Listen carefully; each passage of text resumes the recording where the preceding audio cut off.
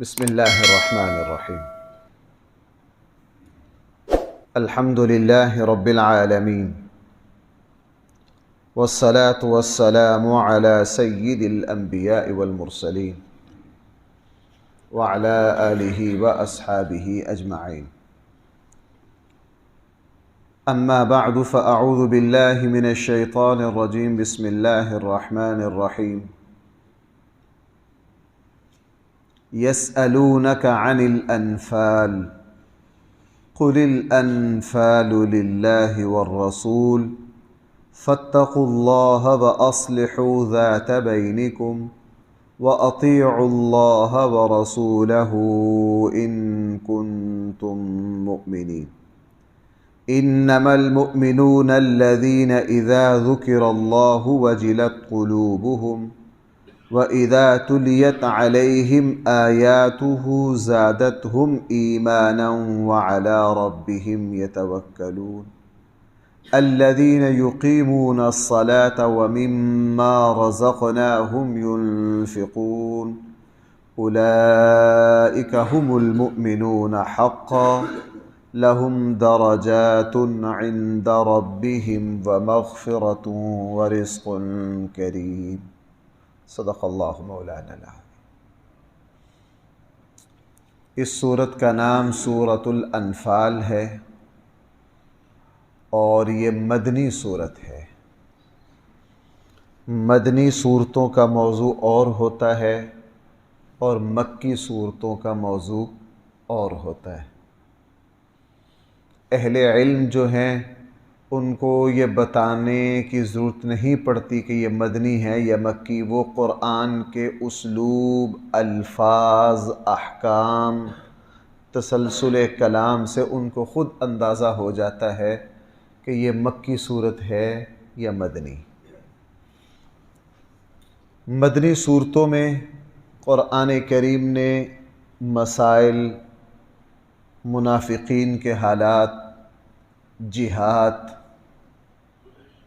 تربیت، تزکیہ، مسلمانوں کی اصلاح، یہ موضوع مدنی صورتوں میں زیادہ ہے۔ اس لیے یہ مدنی صورت ہے، اس میں مکمل غزوہ بدر کا ذکر ہے۔ بھائی کس کا ذکر ہے؟ غزوہ بدر۔ قرآن کریم نے اس جنگ کو اس لیے اتنی اہمیت سے بیان کیا کہ شاید حضرت آدم علیہ السلام سے لے کر نبی کریم صلی اللہ علیہ وسلم تک حق اور باطل کے درمیان اس سے زیادہ بنیادی معرکہ نہیں ہوا۔ اس لیے قرآن کریم نے پوری صورت جو ہے وہ غزوہ بدر پر پوری صورت اتری ہے۔ اس میں مسلمانوں کو، قیامت تک آنے والے مسلمانوں کو بہت ساری ہدایات، تعلیمات، تربیت، بہت کچھ سکھایا گیا۔ اس صورت میں مال غنیمت کا ذکر ہے، انفال مال غنیمت کو کہتے ہیں، اس لیے اس صورت کا نام ہی رکھا گیا سورۃ الانفال۔ اس صورت کو سمجھنے سے پہلے تھوڑا سا غزوہ بدر کا واقعہ جو ہے وہ مد نظر رہے، اور یہ واقعہ صرف ایک دو دن نہیں بلکہ یہ مکمل صورت کی تقریباً آدھے پارے کی صورت ہے۔ یہ اس کی تشریح میں بدر کا واقعہ از اول تا آخر مد نظر رہنا چاہیے، چونکہ اس صورت میں بدر کے قرآن جو ہے یہ تو کوئی تاریخ کی کتاب نہیں ہے، کوئی واقعات کی کتاب نہیں ہے، یہ تو کتاب ہدایت ہے۔ قرآن کریم کسی بھی جنگ، کسی بھی واقعہ کے وہ اجزاء ذکر کرتا ہے جن سے مقصد تربیت ہو، اصلاح ہو، سبق آموزی ہو۔ بلکہ قرآن کریم یہ بھی نہیں دیکھتا کہ یہ اس واقعہ کا آخرہ جو پہلے بیان کر دیا ہے، یہ پہلا حصہ ہے جو درمیان میں بیان کر دیا، یہ درمیان والا حصہ ہے۔ قرآن کریم اس کی بھی کوئی پرواہ نہیں کرتا، ترتیب کو بھی مد نظر قرآن کریم نہیں رکھتا، تاکہ لوگوں کو پتہ چل جائے کہ یہ کتاب جو ہے یہ کوئی تاریخ کی نہیں ہے، تاریخ میں واقعات کو مرتب رکھا جاتا ہے، اس لیے پورا واقعہ مد نظر رہے۔ نبی کریم صلی اللہ علیہ وسلم کی جو مکہ کی زندگی ہے، 13 سالہ زندگی، اس میں رسول اللہ صلی اللہ علیہ وسلم اور آپ کے صحابہ کو کافروں کی طرف سے ہونے والی زیادتی اور ظلم کے جواب دینے کی اجازت نہیں تھی۔ بار بار صحابہ اکرام نے اجازت مانگی۔ مکی زندگی کے آخر میں، آخری سال 2 سال میں اس حد تک صحابہ کی تعداد ہو گئی تھی کہ کچھ نہ کچھ مقابلہ کر سکتے تھے، لیکن نبی کریم صلی اللہ علیہ وسلم کو اللہ تعالیٰ کی طرف سے اجازت نہیں تھی۔ آپ علیہ السلام نے سارے صحابہ سے یہی فرمایا کہ جی نہیں، آپ صبر کرو، آپ کیا کرو، ہم اللہ کے حکم کے پابند ہیں۔ یہاں تک کہ نبی کریم صلی اللہ علیہ وسلم کو پھر ہجرت کی رات جب انہوں نے قتل کا فیصلہ بھی کر لیا، توبہ نعوذ باللہ، پھر بھی جان بچانے کا حکم تو ہوا، لیکن ان کے مقابلے کا حکم پھر بھی فرمایا نہیں، یہاں سے اسی طرح مظلومانہ حیثیت کے ساتھ مکہ سے نکلنا ہے۔ اور نبی کریم صلی اللہ علیہ وسلم ایسے ہی نکلے، وگرنہ آپ علیہ السلام کے ساتھ 70 80 100 ساتھی تو ہو ہی سکتے تھے، آپ علیہ السلام مقابلہ کر سکتے تھے، لیکن اللہ تعالیٰ کی طرف سے اجازت نہیں تھی۔ مدینہ چلے گئے۔ مدینہ جا کر پہلا سال رسول اللہ صلی اللہ علیہ وسلم مدینہ کے دائیں بائیں یہودیوں سے معاہدے کرتے ہوئے مدینہ کی صورتحال کو سنبھالا، مہاجر آ رہے تھے ان کو سنبھالا۔ 1 سال آپ علیہ السلام کا حد درجہ مصروف گزرا۔ آپ نے مدینہ کے ماحول کو درست کیا، دائیں بائیں جو یہودی تھے جن کا شر بہت خطرناک تھا، آپ علیہ السلام نے مدینہ کے حالات کو درست کیا۔ پھر جب دوسرا سال شروع ہوا اور اس میں رمضان المبارک کا مہینہ آیا، تو پھر آپ علیہ السلام کو پتہ چلا کہ مکہ کا تجارتی قافلہ، میں نے ابھی حضور کی معیشت پر جو جمعے پڑھائے ہیں وہاں میں نے عرض کیا تھا کہ حضور کے دادا قصی سے یہ ترتیب چلی آ رہی تھی مکہ کی کہ پورا مکہ سرمایہ کاری کرتا اور پھر اپنے نمائندے 70 80 100 بندے کو قافلے کے ساتھ بھیجتا، وہ پورے مکے کا سرمایہ لے کر کسی شہر میں جاتے، جیسے آج کل ملکوں کی تجارت ہوتی ہے نا، ملکوں سے۔ حضور علیہ السلام کے جو دادے پردادوں میں قصی ہیں، یہ اس کے بانی تھے عربوں میں۔ تو رسول اللہ صلی اللہ علیہ وسلم کو پتہ چلا ابو سفیان کی قیادت میں مکہ کا قافلہ جو ہے وہ شام تجارت کے لیے گیا ہے اور اب وہ واپس آ رہا ہے، اور اس میں سرمایہ تھا 50,000 دینار۔ کتنا سرمایہ تھا؟ 50,000 دینار۔ میں تخمیناً کہہ رہا ہوں، اندازے سے کہہ رہا ہوں، یہ کوئی 50 کروڑ کے لگ بھگ سرمایہ ہے، اتنا بھاری سرمایہ تھا۔ رسول اللہ صلی اللہ علیہ وسلم نے 2 وجہ سے فیصلہ کیا کہ اس تجارتی قافلے کو روکا جائے اور اس کو لوٹا جائے، 2 وجہ سے۔ ایک تو ان مکہ والوں نے آپ علیہ السلام اور آپ کے 200 سے لے کر 250، بھائی کتنے؟ اس بات کو مد نظر رکھنا، لوگ مستشرقین اور ہمارے یہاں جو ان کے نمک خور ہیں نا، وہ بڑا اعتراض کرتے ہیں جنگ بدر پر کہ جی خام خواہ کسی کی معیشت تجارتی قافلے کو لوٹنا یہ ظلم ہے۔ آپ علیہ السلام اور آپ کے صحابہ جنہوں نے مکہ سے مدینہ کی طرف ہجرت کی، بھائی ان کی تعداد کتنی ہے؟ 200 سے۔ آپ علیہ السلام اور 250 صحابہ کو انہوں نے مکہ سے نکالا، نمبر 1۔ نمبر 2، صرف نکالا نہیں، ان کا مکمل مال لوٹ لیا۔ ان کا مکمل مال مکہ والوں نے کیا کر لیا؟ یہ جو 1 سال 1.5 سال کے لگ بھگ جو ہجرت چلی نا، 1.5 سال میں مکہ والوں کا پسندیدہ مشغلہ یہ تھا کہ سارا دن تلواریں لے کر تیار بیٹھے رہتے تھے کہ کون جا رہا ہے، بس جس نے مدینہ کی طرف ہجرت کرنی ہے اس کو گھیر لینا ہے۔ میں نے کئی مرتبہ آپ کو حضرت صہیب رومی کا واقعہ سنایا۔ صہیب رومی مکہ کے تیر اور تلوار اور اسلحہ بنانے کے بڑے نفیس کاریگر تھے، اور انہوں نے بہت مال کمایا۔ جب یہ جانے لگے تو سب کی نظریں تھی کہ اس کے پاس مال پڑا ہے، صہیب رومی کو پکڑ لیا۔ حضرت صہیب رومی مکہ میں ایک ٹیلے پر چڑھ گئے اور 100 تیر تھے ان کے پاس۔ جب ان کا دائیں بائیں سے محاصرہ کر لیا، انہوں نے کہا تمہیں پتہ ہے پورے مکہ میں سب سے زیادہ اعلیٰ نشانہ میرا ہے، میں اگر 100 کو ماروں نا تو 99 تو نشانے پر فٹ بیٹھیں گے، ایک آدھے خطا ہوگا۔ تو اگر میرا تمہارا مقابلہ ہوا نا، میں تمہارے 100 بندے زخمی یا مار کے ہی تم مجھ تک پہنچ سکو گے، یہ سودا تمہارے لیے بڑا نقصان دہ ہے۔ میں تمہیں نفع والا سودا بتاتا ہوں، میں نے مکہ کے 20-25 سالوں میں جتنا مال کمایا ہے وہ اپنی فلاں حویلی کے فلاں کونے میں چھپا کر آیا ہوں، تمہیں مجھ سے غرض نہیں ہے، میرے مال سے غرض ہے، جاؤ وہاں سے لے لو جا کے۔ اور یہ سارے بھاگے گئے کہ ہمیں آپ کی ذات سے کوئی لینا دینا نہیں، کس چیز سے لینا دینا ہے؟ بس اس واقعہ کو مد نظر رکھیں۔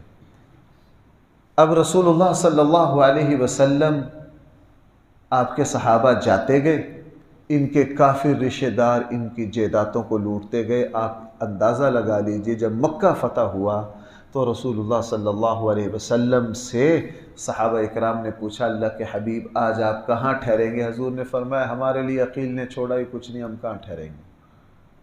تمام بنو ہاشم ہجرت کر کے جاتے رہے۔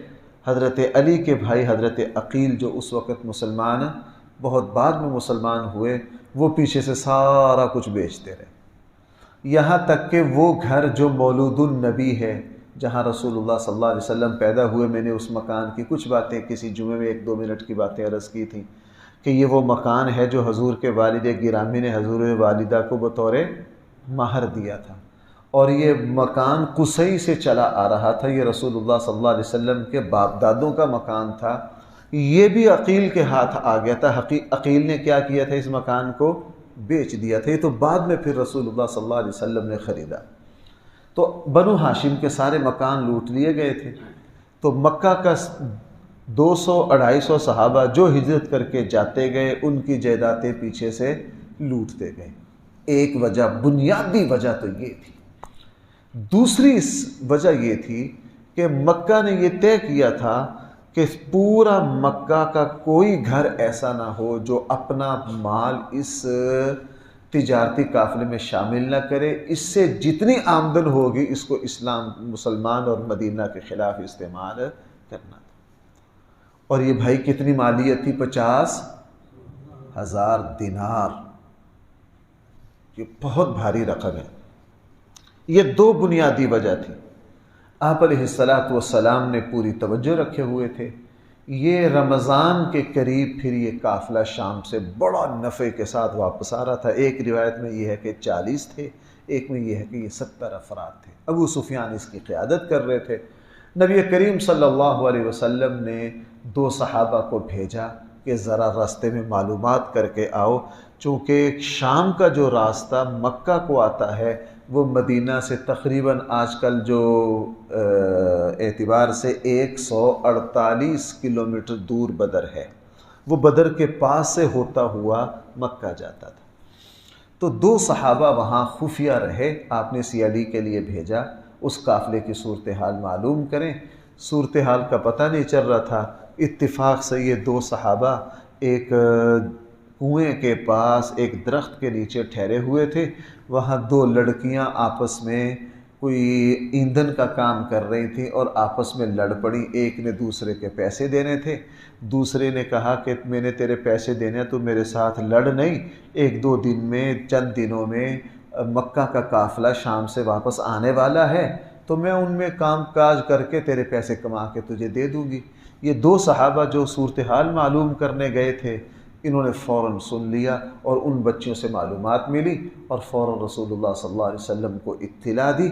آپ علیہ السلام نے صحابہ اکرام کو کبھی ان کو پتہ نہ چل جائے، معاملہ خفیہ رکھنا تھا، فرمایا فی الفور میرے ساتھ جو تیار ہیں وہ نکلے۔ بہت سے صحابہ اکرام وہ تھے جن کی سواریاں کچھ دور چراگاہوں میں تھیں، انہوں نے کہا اللہ کے حبیب ہمیں اجازت دے دیجئے، ہم وہاں سے جا کے اپنی سواری۔ حضور نے فرمایا نہیں، جو بالکل تیار ہے میرے ساتھ وہ جائیں۔ غزوہ بدر میں جو 313 گئے قسمہ پرسی کے ساتھ، ایسا نہیں تھا کہ مدینہ کے پاس طاقت نہیں تھی، مقابلہ ہو سکتا تھا، لیکن اللہ کے نبی اچانک نکلے۔ اللہ کے نبی بھائی کس طرح نکلے؟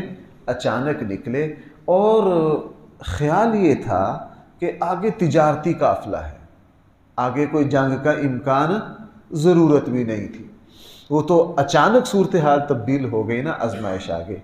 تو رسول اللہ صلی اللہ علیہ وسلم اپنے صحابہ کے ساتھ مدینہ سے نکلے اور یہ رمضان کا آغاز تھا۔ بعض نے فرمائے 10 رمضان، راجع یہی ہے کہ 10 رمضان المبارک، اور یہ مئی کا مہینہ تھا۔ بھائی کون سا مہینہ تھا؟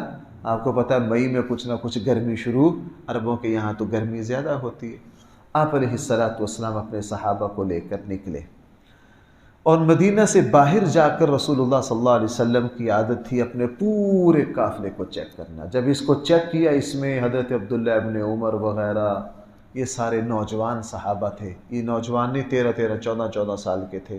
رسول اللہ صلی اللہ علیہ وسلم نے ان سب کو واپس بھیج دیا، اور رسول اکرم صلی اللہ علیہ وسلم نے حضرت عبداللہ ابن ام مکتوم رضی اللہ عنہ کو مدینہ کا گورنر بنا کر نمازوں کے لیے پیچھے چھوڑا۔ آپ علیہ السلام کبھی بھی کسی جنگ پر جاتے تو ایسا نہیں ہوتا تھا کہ مدینہ کو خالی چھوڑ جائیں، بلکہ اپنی جگہ کسی کو اپنا نائب بنا کر جاتے تھے۔ آپ علیہ السلام، آپ حضرات جانتے ہیں کہ ان کے پاس صرف 2 گھوڑے تھے، 70 اونٹ تھے، چند تلواریں تھیں، چونکہ ضرورت نہیں سمجھی گئی، ضرورت نہیں سمجھی گئی۔ یہ 10 رمضان کو مدینہ سے نکلے اور 148-47 کلومیٹر کا سفر کرتے ہوئے بدر پہنچ گئے۔ جب بدر پہنچے، بدر میں ایک معاملہ پیش آیا۔ ابو سفیان کو پہلے سے پتہ تھا کہ ہم نے مکہ مدینہ والوں کو، مہاجرین کو لوٹ رکھا ہے، اور یہ پیسہ جو ہے انہی کے خلاف استعمال ہونا ہے، اور اب بدر ہی وہ مقام تھا مکہ کے قافلے کے لیے جو مدینہ سے قریب تر تھا۔ مدینہ کی مضافات کہا جاتا تھا ان کو۔ یہاں ہمارے قافلے پر حملہ ہو سکتا ہے، یہاں ہمارے قافلے پر، اس لیے ابو سفیان بہت چکنا تھا۔ اتفاق سے ابو سفیان جب وہاں بدر کے قریب آ کے ٹھہرے تو ابو سفیان نے وہاں معلومات لی کہ یہاں کوئی اجنبی لوگوں کو تو نہیں دیکھا، پتہ نہیں چل رہا تھا، قافلہ چوکس تھا، چکنا تھا۔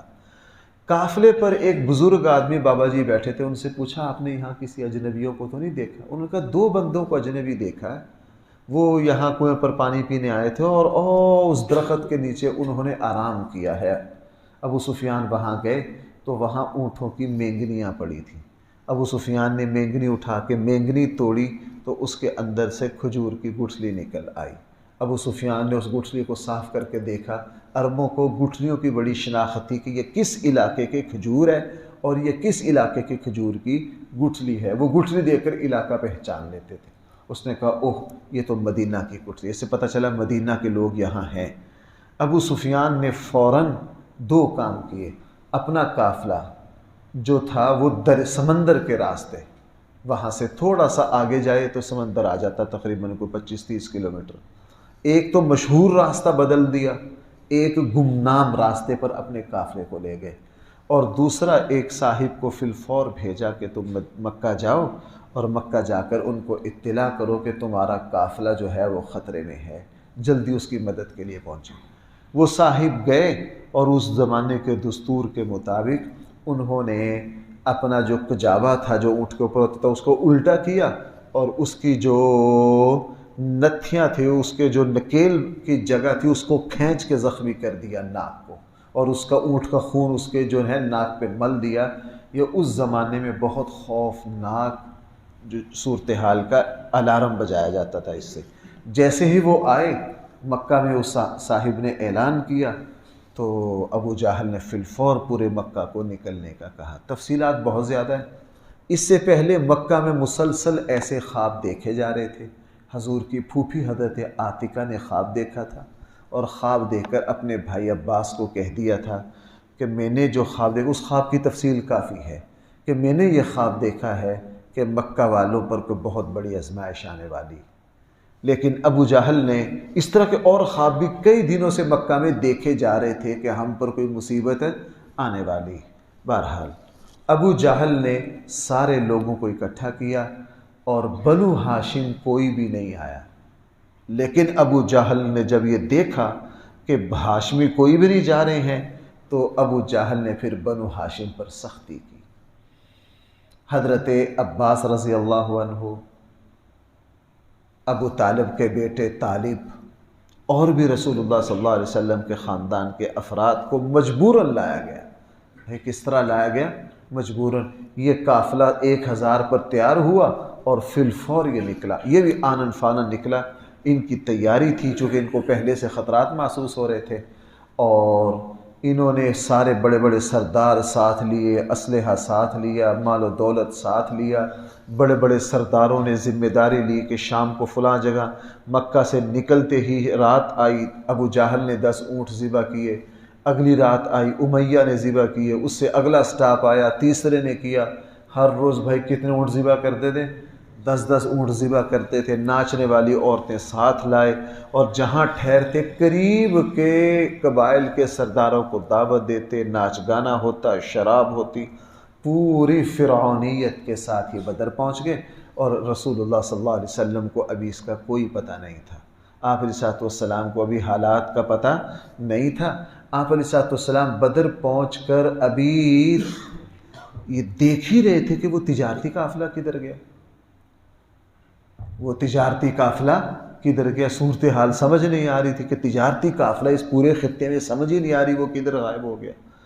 اور وہ تو پھر قرآن کریم کی ابھی اس پہلے رکوع میں وہ آیات آ جائیں گی کہ پھر قرآن کریم نے آ کر بتلایا جناب صورتحال کیا ہو گئی ہے، تبدیل ہو گئی ہے۔ تجارتی قافلہ تو نکل گیا ہے، ہاں اگر آپ لینا چاہتے ہیں تو بتا دیتے ہیں، چونکہ تجارتی قافلے نے راستے بدلا تھا نا، حضرت جبریل نے آ کے بتا دینا تھا، وہاں جا کے پکڑنا بالکل آسان ہے۔ 2 جماعتیں ہیں، ایک تجارتی قافلہ ہے، ایک یہ جنگجو قافلہ مکہ سے آ گیا ہے۔ دیکھ لیجئے آپ کو کون سا چاہیے۔ صحابہ کرام نے تمنا ظاہر کی کہ ہمیں تجارتی قافلہ مل جائے، اس میں ایک تو مال و دولت بہت ہے، ہمارے حالات کمزور ہیں، مہاجرین ہیں، مدینہ والوں کے صورتحال مالی حالت بہتر ہو جائے گی، اور دوسرا جنگ بھی کرنی نہیں پڑے گی۔ بھائی یہ رائے کس نے دی؟ حضور علیہ السلام کے صحابہ نے۔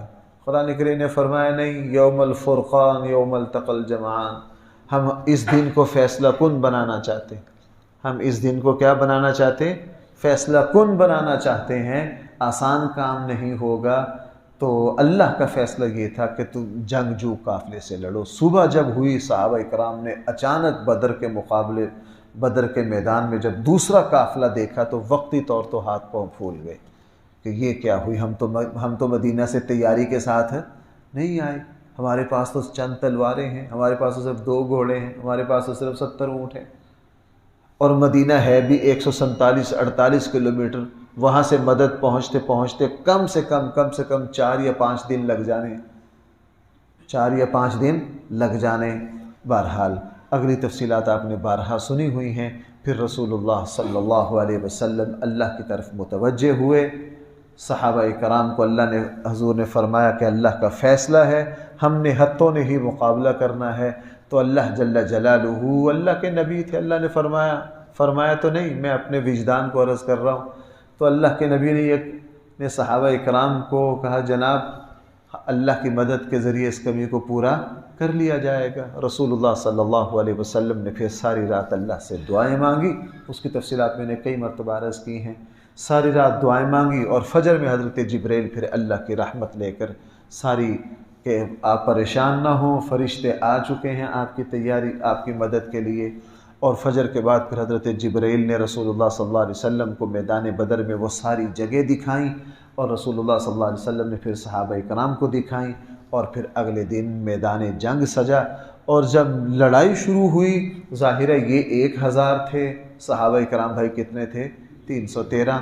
اگلے ایک رکوع میں آ رہا اللہ جل جلالہ کی طرف سے ڈبل مدد آئی، 313 دیکھنے والوں کو 1000 لگے، اور 1000 کو دیکھنے والے ان کو 300 سمجھے۔ آگے قرآن کہہ رہا ہے، یعنی جو 1000 والا مکہ والوں کا قافلہ تھا وہ دیکھنے والا یوں سمجھے کہ یہ 250-300 سے زیادہ نہیں ہے، اور یہ جو 313 ہیں ان کو دیکھنے والا کیا سمجھے کہ یہ 1000 سے کم نہیں ہے۔ اللہ تعالیٰ کی طرف سے مدد آئی، بارش وغیرہ ہوئی، اللہ جل جلالہ نے آسانیاں کافی پیدا کر دی۔ جب جنگ شروع ہوئی، ظاہر ہے ابو جہل وغیرہ تو قوت کے نشے میں ڈوبے ہوئے تھے، لیکن اللہ تعالیٰ کی طرف سے ایسی مدد آئی کہ پہلا جھٹکا ہی میں ان کے حوصلے ٹوٹ گئے، چونکہ عربوں کا دستور تھا قافلے سے پہلے چنندہ پہلوانوں کا مقابلہ ہوتا تھا، اور اسی سے اندازہ ہو جاتا تھا کہ آگے جنگ کا نتیجہ کیا رہے گا۔ مکہ والوں نے اپنے 3 سرداروں کو میدان پہ نکالا اور صف اول کے سردار آئے۔ رسول اللہ صلی اللہ علیہ وسلم نے 3 صحابہ کو حکم دیا، جس میں حضرت عبداللہ بن رواحہ وغیرہ تھے، یہ مقابلے پر گئے۔ مکہ کے سرداروں نے پوچھا ہاں کون کون؟ انہوں نے بتایا ہم فلاں۔ تو انہوں نے توہین اور حقارت سے کہا تم جٹ ذمہ دار ہو، تمہارے ساتھ لڑنا ہماری توہین ہے۔ اور بھائی غرور جہاں بھی آتا ہے تو اللہ تعالیٰ کی طرف سے پکڑ بھی ساتھ ہی۔ آپ اس سے اندازہ لگا لیجئے ان کا تکبر کتنا تھا۔ میدان جنگ میں انہوں نے کہا نہیں جاؤ ہماری ٹکر کے بھیجو۔ رسول اللہ صلی اللہ علیہ وسلم نے پھر اپنے چچا حضرت حمزہ کو حکم دیا، اور رسول اللہ صلی اللہ علیہ وسلم نے پھر اپنے چچا زاد بھائی حضرت علی کو حکم دیا۔ پھر رسول اللہ صلی اللہ علیہ وسلم نے عبیدہ بن حارث اپنے پھوپھی زاد بھائی کو حکم دیا۔ پھر یہ 3 نکلے، پھر انہوں نے پوچھا کون ہو؟ آگے سے کہا حمزہ بن عبد المطلب۔ اب حمزہ بن عبد المطلب کو کون نہیں جانتا تھا؟ انہوں نے فوراً کہا ہاں یہ نسب کے اعتبار سے ہماری ٹکر کا جوان آیا۔ کون دوسرے کون ہو جی؟ میں علی بن ابی طالب ہوں۔ اس نے کہا جی بالکل ٹھیک ہے۔ تیسرے کون ہیں؟ عبیدہ بن حارث۔ اب ہماری ٹکر کیا؟ مقابلہ ہوا۔ حضرت حمزہ نے تو ایک جھٹکا لگایا۔ حضرت حمزہ جنگ کے بہت ماہر تھے، حضرت حمزہ جنگ کے پہلوان تھے، بہت ماہر تھے۔ حضرت حمزہ رضی اللہ عنہ نے تو پہلے جھٹکے میں ہی مد مقابل کو صاف کر دیا۔ حضرت علی رضی اللہ عنہ کی عمر اس وقت چھوٹی بنتی ہے، حضرت علی رضی اللہ عنہ کی عمر چھوٹی بنتی ہے، لیکن حضرت علی بھی پیدائشی طور پر جنگ کی مہارت بہت رکھتے تھے۔ اور حضور علیہ السلام کے پھوپھی زاد بھائی جو عبیدہ تھے وہ تھوڑے سے، ان کا جو مد مقابل ہے وہ غالب آیا۔ حضرت حمزہ نے اپنے مد مقابل کو پچھاڑ کر قتل کر کے پھر اپنے بھائی کی مدد کے لیے پہنچے، تو اتنے میں حضرت عبیدہ کچھ زخمی ہو گئے تھے۔ حضرت عبیدہ بن سفیان کچھ زخمی ہو گئے، عبیدہ بن حارث کچھ زخمی ہو گئے تھے، اور پھر ان کی شہادت ہو گئی بعد میں۔ اس کے بعد جنگ شروع ہوئی، اور جنگ میں ان بدبختوں کے آپ کو پتہ ہے 70 مارے گئے۔ کتنے مارے گئے؟ 70 مارے گئے، اور ان کے 70 گرفتار ہوئے، اور جو زخمی تھے ان کی تعداد بہت زیادہ تھی۔ یہ پھر میدان بدر چھوڑ کر بھاگے۔ آج تک عربوں میں کبھی ایسا نہیں ہوا کہ اپنی لاشیں چھوڑ کر بھاگ گئے۔ یہ لاشیں چھوڑ کر بھاگ گئے، ان کی لاشیں میدان بدر میں پھول گئی تھی۔ رسول اللہ صلی اللہ علیہ وسلم نے پھر 24 جو بڑے سردار تھے، سب کی لاشیں اس گڑھے میں نہیں پھینکی گئی، 24 کی پھینکی گئی، جو 24 بڑے بڑے سردار تھے۔ آپ علیہ السلام کی عادت تھی کہ جنگ کے فتح ہونے کے بعد 3 دن تک وہیں قیام فرماتے۔ رسول اللہ صلی اللہ علیہ وسلم 3 دن تک بدر ہی میں ٹھہرے، 3 دن تک بدر ہی میں ٹھہرے، لیکن مکہ والوں کو دوبارہ 3 دنوں میں جرت نہیں ہوئی کہ جا کے اپنی لاشیں لے آئیں۔ ان پر اللہ نے ایسا خوف اور ایسا رعب بٹھایا کہ یہ اپنی لاشیں چھوڑ کر ہی بھاگ گئے۔ اور یہ جنگ، قرآن نے اس کو آگے یوم الفرقان کہا ہے۔ قرآن نے اس کو کیا کہا ہے؟ یوم الفرقان کا معنی ہوتا ہے حق اور باطل میں فیصلہ کر دینے والا دن۔ چونکہ پورے عرب کی نظر، وقت زیادہ ہو جاتا ہے، بعض باتیں بڑی اہم ہوتی ہیں۔ اصل پتہ کیا تھا جی؟ پورے مکہ کو ہاتھ ڈالنے کی کوئی جرت نہیں کر سکتا تھا، پورے مکہ کو ہاتھ ڈالنے کی کوئی جرت نہیں کر سکتا تھا، کسی کی ہمت نہیں تھی، خصوصاً ابرہہ والے واقعہ کے بعد۔ آپ کو پتہ ہے ابرہہ جب مکہ پر حملہ آور ہوا، پورا عرب نے مقابلے کی کوشش کی، لیکن ابرہہ کے لشکر کا مقابلہ کر پورے عرب نے دیکھ لیا کہ مکہ کو شکست ہو گئی ہے، کوئی ابرہہ کے سامنے ٹھہر نہیں سکتا۔ ابرہہ بیت اللہ پہنچ گیا، اور پھر ابرہہ کے اوپر اللہ کا جو عذاب آیا، پورے عرب کے دل دہل گئے، اور پورے عربوں نے پھر یہ سمجھ لیا کہ مکہ والوں کی پشت پر کون ہے؟ بھائی سننا میری بات، کون ہے؟